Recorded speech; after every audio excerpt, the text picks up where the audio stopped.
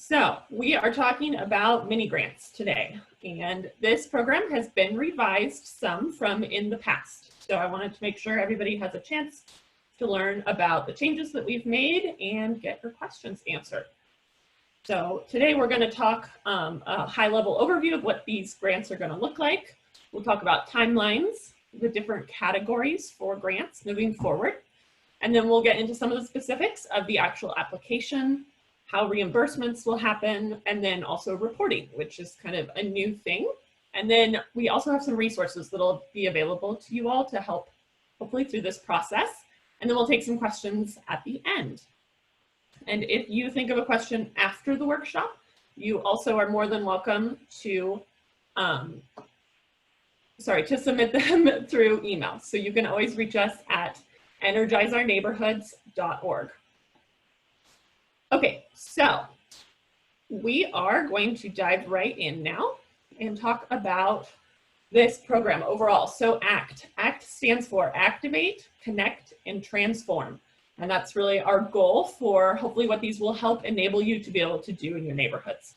So looking at how you can build capacity, how you can get creative in those community engagement efforts and tackle some of those projects that you have in your neighborhoods. Things that maybe you've been wanting to work on and didn't know how you can make them happen. Hopefully with the way we have kind of reorganized how these will work, you'll have more options to be able to get those done. So a few things are staying the same. Only neighborhood associations can apply for these funds. And just like in the past and with our capital projects, any improvements, events, resources, all of those types of things have to be located on public property and free and available to all residents. One change is an increase in the amount of funding that is available. So in the past, mini grants were only $2,000 per year. We have increased that now to $2,500 per year as a maximum. It doesn't mean you have to ask for all of that or come up with projects that would total that. But if you do have lots of project ideas, there is an increased availability there. So the timeline, I know this is everybody's big question. In the past, we were asking you to submit mini grants at the same time as capital projects. And the funding was looking really quite a ways out. And we recognize that that is definitely a challenge for people. Trying to plan events that far out, trying to imagine what kinds of volunteer engagement things you might want to be doing. Always a challenge to look like 18 months in the future there. So we wanted to make things a little more flexible and a little more accessible for everybody. So we will now be accepting applications 3 times each year. So it's kind of works the way a rolling application would work. You can submit during any of these times. You can submit at all of those times. It's really up to you and your association as you think about what kinds of projects you want to look at and what kinds of expenses you're expecting to have. So the next application will open June 15th, and it will be open until September 1st. And the funding will be awarded on October 1st. So the biggest thing here is a much shortened time period between when you submit your application and when you find out if it's been funded. These are smaller amounts of money, so we can hopefully go through that review process much faster and then make it easier for you to access the funding quicker. So if you want to have a continual access to funding, if you have a mini grant now, you'll want to submit another mini grant in this upcoming application. That way your funding will continue to be available if it's awarded. So this funding will start October 1st. Current mini grants end in September at the end of our fiscal year. So if you have funding now, it's available until then, and then you have the opportunity to apply for funding again October 1st. After that, we will take 2 weeks. We will close the application, and then it will open again October 15th, and it will be open until January 15th will be the next deadline. And then those projects that are awarded will have funding available February 15th.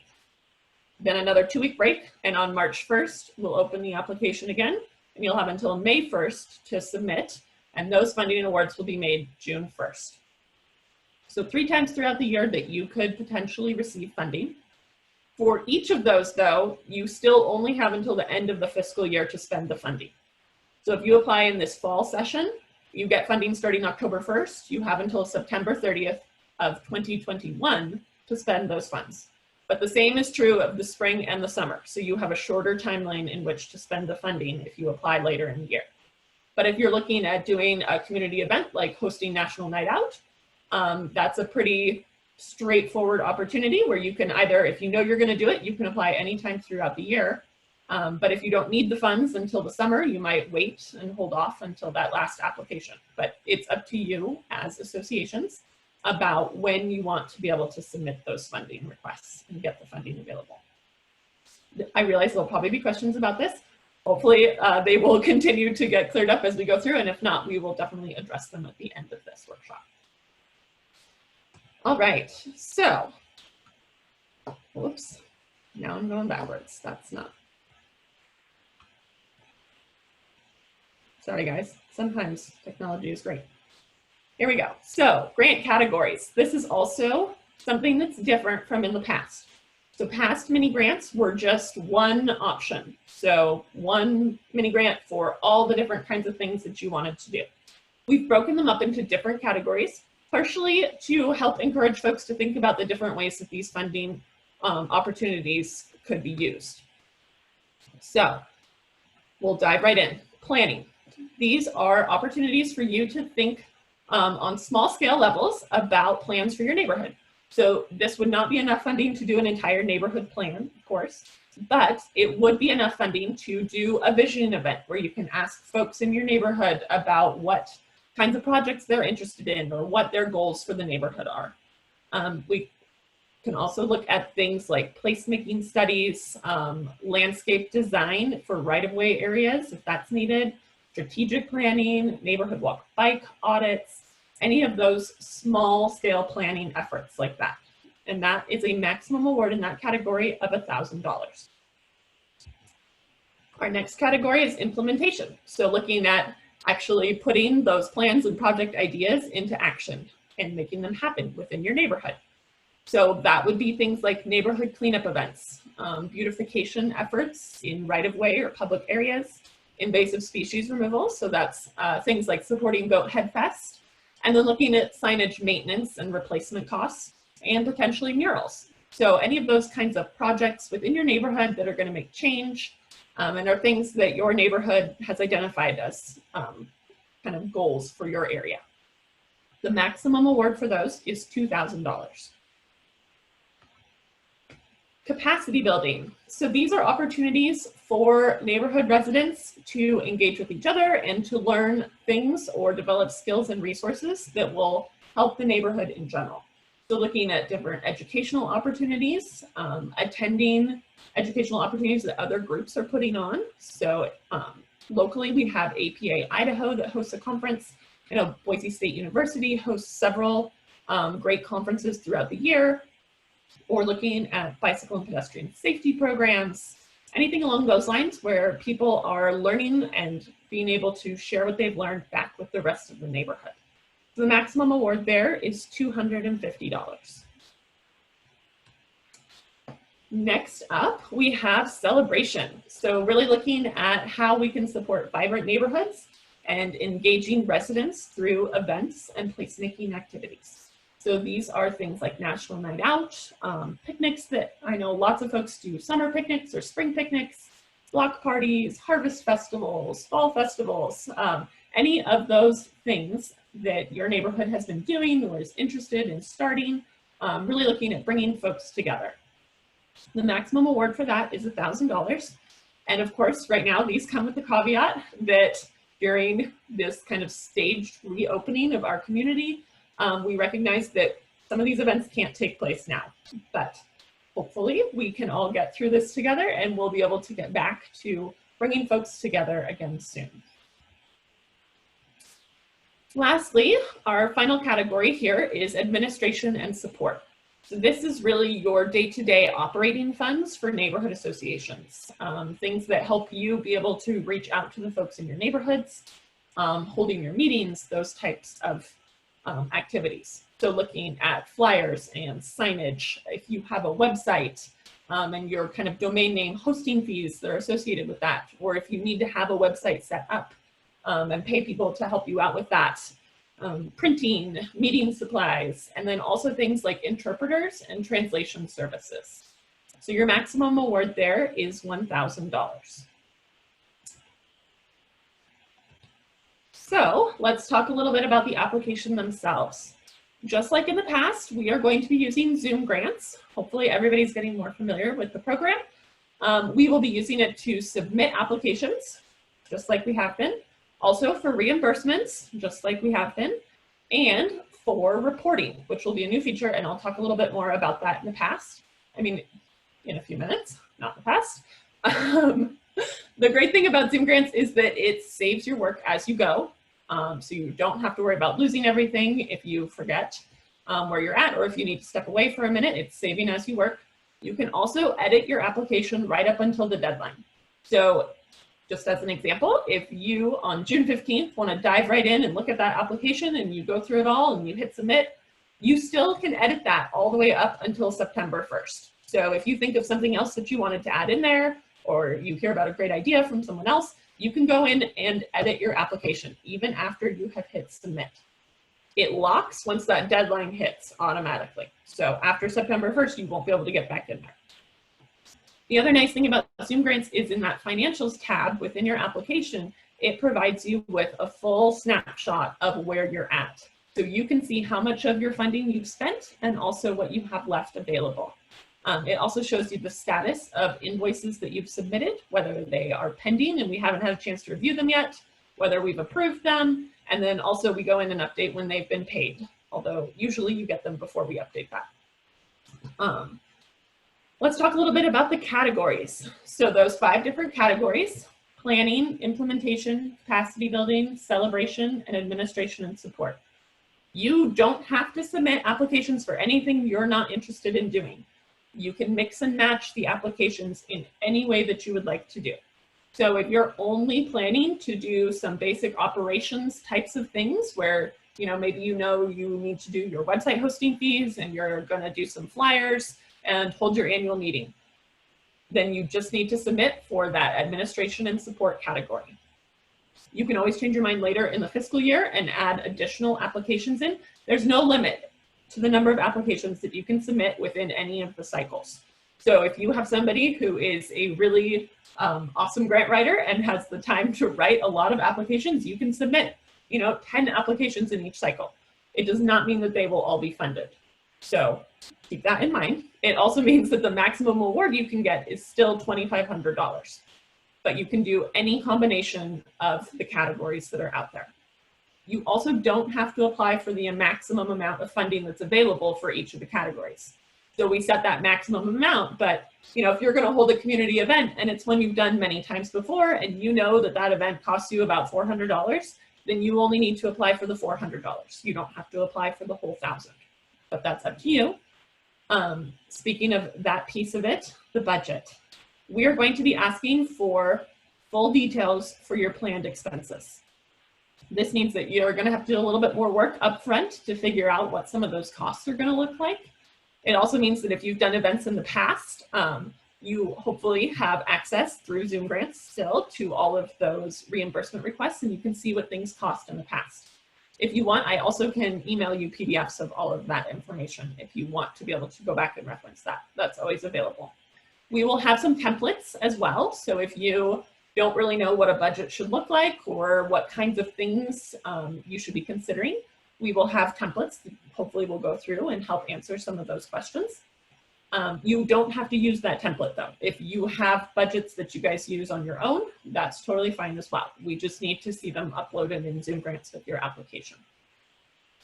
If you are going to submit more than one application in a cycle, please make sure that you're clicking the Start New Application button for each one that you're going to create. You should see it there in Zoom grants. Don't write over your other stuff. So if you find yourself deleting information and then typing in new information, that means that you're writing over a grant that you have already submitted in the past. You don't want to do that. Unfortunately, there's no way for us to recover that for you. So if you do end up writing over it, unfortunately, it's kind of lost forever. So please make sure that you're hitting Start New Application. It should come up with a blank application for you, and that way you know that you're starting fresh for each one. Okay, reimbursements. This is going to work the same as it has been in the past. So all of this funding is available on a reimbursement basis, which means that you spend the money and then you submit those receipts and proof of payment to us, and then we send you a check to reimburse those expenses. So this will happen through Zoom grants. It will be exactly the same process as it has been in the past. If you're not familiar with this process, we do have a guide that's a step-by-step kind of submittal process, and that will be posted on our website as well. Shortly, I'm making some updates to make sure all the screenshots still look the way they should. Your reimbursements have to include itemized receipts. They have to show proof of payment. So it can't just be a quote for services. It has to show that, yes, this was the quote, and then here is, kind of a credit card receipt or, the canceled check, whatever that might be. But we do have to see proof that it has actually been paid for.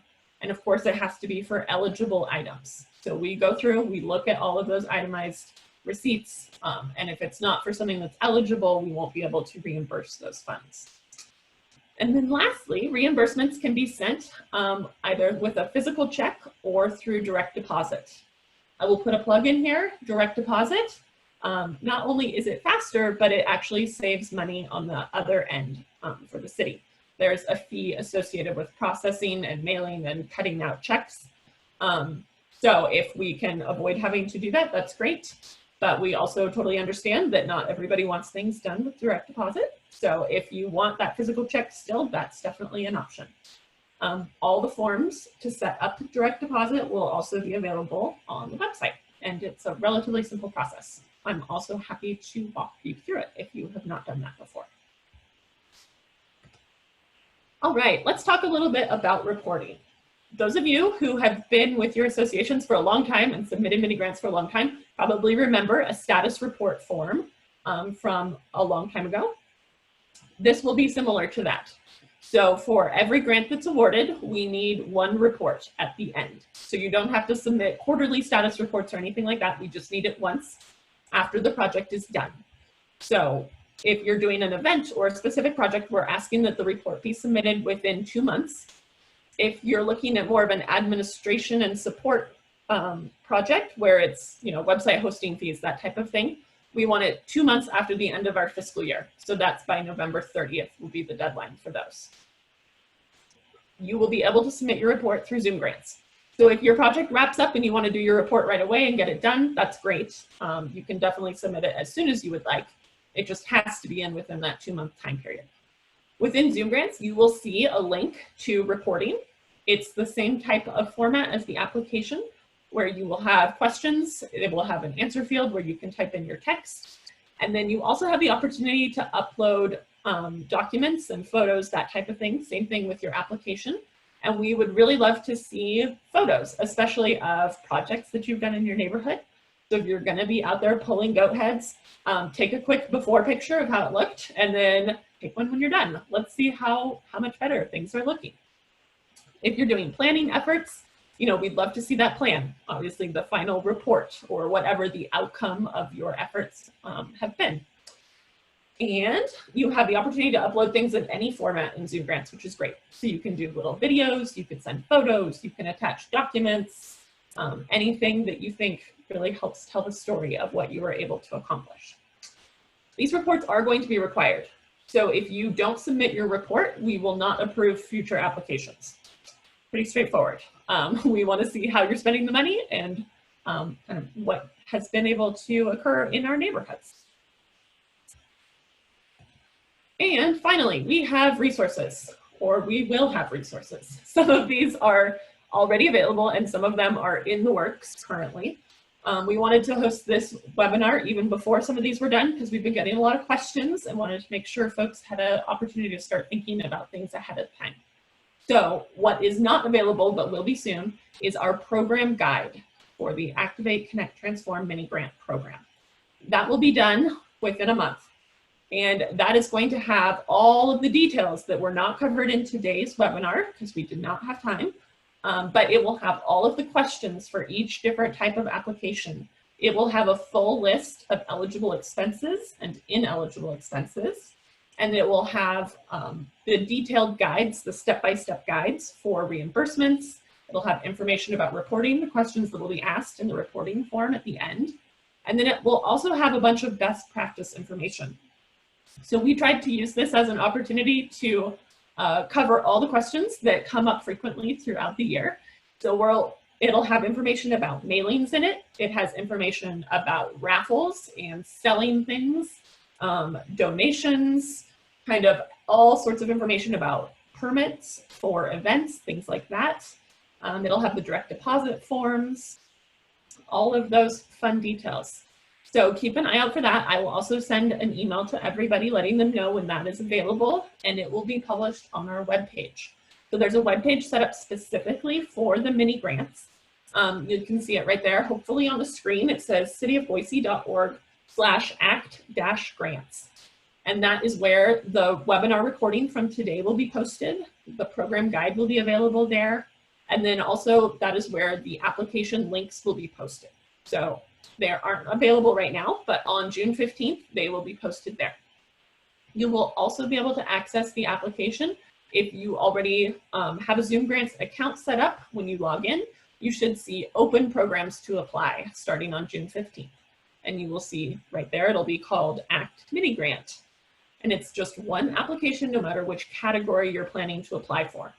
One of the first questions there will be the category, and then that will direct you to the specific questions for each one. So again, that will all be on our website there. If you just go to energizeourneighborhoods.org, it'll also be there on the main page as a little card where it says ACT Mini Grants. And if you click that, it will take you to this web page as well. Another resource I want to make sure everybody is aware of is Zoom Grants University. So that is zoomgrants.zendesk.com. And if you are having challenges with the application itself, they have a lot of tutorials. They have little videos that can walk you through step by step. They have some great guides available there. They have frequently asked questions, and then they can also provide software tech support. So I am happy to help with any questions that you might have about Zoom Grants. Usually we can work through it together, but luckily they do have really great tech support if we run into a challenge that I'm not able to help you with. They also can help. I know a lot of you guys have been doing this. If you have multiple accounts set up for your neighborhood association, so maybe you have one with your generic email address for your neighborhood association, but maybe in the past, whoever wrote the grant set up their own account with their personal email address, we can fold all of those things together. That way you can access all of your past applications in one place. So if there's anybody who would like to do that, who hasn't taken advantage of that yet, please just send me an email and we can get that done for you. It's very quick and easy. And it'll make it a little easier for you as neighborhood leaders to be able to see what's been done in the past in your neighborhood and access that information. And then, of course, we are always available to help you through this process. If you have questions about the application, about projects, any of that, we're available. So you can reach us at energize@cityofboise.org or just me or Nikki at our direct email addresses. That phone number on there is my phone number. I'm happy to chat anytime. You can call me. It rings through to my house. So even though we are not currently at the office, we are still taking phone calls. And then, of course, we have our website where we try to keep everything updated and available. Okay, so we are going to go to our chat section here and see what kinds of questions you guys might have had. We'll do the questions from the chat box first, and then we will open it up if anybody has a question they haven't been able to submit through the chat function.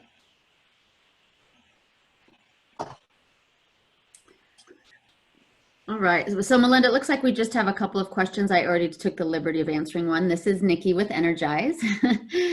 There was a question about newsletters, what category those would fall into, and I answered that those do fall within the administration and support category. The next question, in the Zoom Grants site, will it tell us if we owe a report? Yes. So Zoom Grants is wonderful in its administrative side of things. It will set up to send you an automatic email reminder when a report is due if you haven't submitted it yet. And it will also pop up as a flag that like, hey, you need to do this. So when you log into Zoom Grants, you should see it there. If you don't log into Zoom Grants, though, it will send you an email to say, hey, your report is due in 2 weeks. So, yes. Great. The next question I think we answered, asking whether a copy of this PowerPoint from today will be available or whether folks will get a copy. Yep, it will be on our website along with this recording. Another question, we're moving our quarterly meetings to Zoom. Is that expense eligible for the mini grant, and which category would it fall into? Yes, if you need a Zoom subscription to be able to host meetings, that's definitely eligible. That would fall under administration and support. Yeah. And that's all we have in our chat. Okay, so if anybody has a question that was not answered with that, feel free to unmute yourself and ask. Or if you can't figure out how to unmute yourself, wave at me and I will unmute you.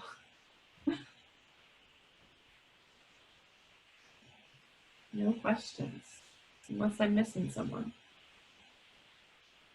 Okay, well, look at that. We are right on time for a 30-minute quick workshop there.